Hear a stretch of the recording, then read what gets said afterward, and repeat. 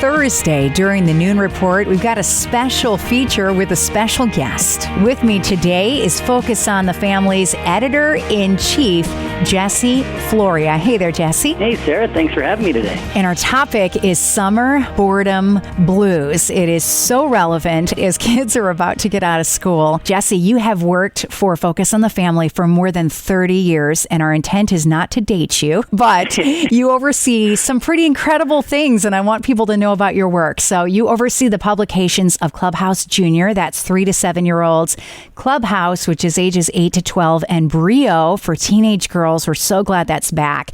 And the flagship Focus on the Family magazine. Many might not know that you've also written and co-written more than 50 books, including The Case for Christ with Lee Strobel. So what an honor to have you on the show today and to be able to pick your brain on how to keep kids occupied. Well, thanks. No, and again, like you said, much of my career has been in that kids ministry space, reaching them, encouraging their growth in their relationship with Jesus Christ, but also making it fun, right? And it can't be boring, because if you're boring, a kid is going to tune you out immediately. I'm a mom to 5 kids. They're all adults now, 8 grandkids, and 4 of them were sons. And we homeschooled for 20 years, so it was a lot to try to keep them engaged. One of the things I did was I just had different bins in different places, bins of Kiva blocks, bins of Legos, bins of magnetic blocks, bins of Rubik's Cubes, just things that they could do that were not screens. What are some of your ideas to help kids stay engaged this summer? I love what you did with your kids, because kids love that challenge. And they want to be creative, and they're outside-the-box thinkers. So we do the same thing with our grandkids, whether it's paging through a cookbook and choosing a recipe that our granddaughter wants to make, or going through old family photos and then maybe reenacting the family photos and shooting a picture and doing things like that.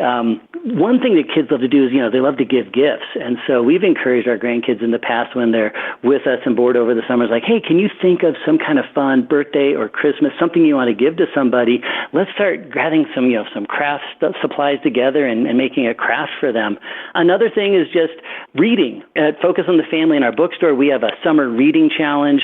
A lot of libraries have that as well. And it's also a great way for kids to continue to keep their brain engaged, not have that summer slide where they're really not learning anything. So even something as simple as finding a fun book or a comic, something that will engage your kids and give that to them, or even like a good deeds club. So this summer in Clubhouse and Clubhouse Junior magazine, we're encouraging the kids to reach out and serve others. So as families, if you just come up with ideas of, how could we do a good deeds club and surprise the neighbors with pulling some weeds, or surprise somebody who has been sick with a home-cooked meal, or whatever it might be, something to really get the kids involved in reaching out to others. Tell me more about the magazines that you work on. Well, one thing I love is they're tried and true boredom busters. Next year is Clubhouse's 40th anniversary, and every month we intentionally pack the magazine with stories and crafts and recipes and jokes that they can tell their parents, things that will entertain and educate those kids, and, like I said before, help them grow closer to God. You mentioned the Summer Challenge in Clubhouse and Clubhouse Junior magazine. Tell me what it entails and how families can access it. Yeah, we've been doing that for more than 20 years, and we try to switch it up every summer with what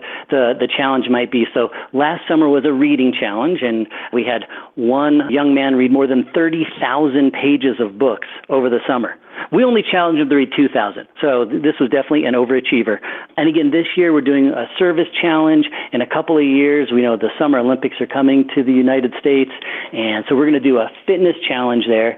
The challenges are available to all the readers of the magazine, and we send them a log so they can keep track of what they're doing, and then they can send it in and we give them a prize. So as far as families being involved, it's just really taking those same ideas and doing them in your home. And again, maybe having a prize set out. If your child goes, let's say, through their closet and figures out 10 different items that they aren't using anymore that they could donate, whether it's a toy or some used clothes that they could donate to the Goodwill, maybe you could work together with them to, get them a new shirt or something like that. I love your philanthropy and gift-giving ideas, but as a mother and a grandmother, I really love your cleaning ideas. and that it challenges them, and it gets them to grow their faith as well. So thank you so much. How can we find you and your work online, Jessie? The easiest way is just go to clubhousemagazine.com. That's our website for Clubhouse. ClubhouseJunior.com is the one for Clubhouse Junior. And you can find out more about the Kids Mag just by going to focusonthefamily.com/kidsmag. So with an S, Kids Mags. Can you encourage a weary parent who's got a very bored child at home? Yeah, that's tough. We've been there with our grandkids. So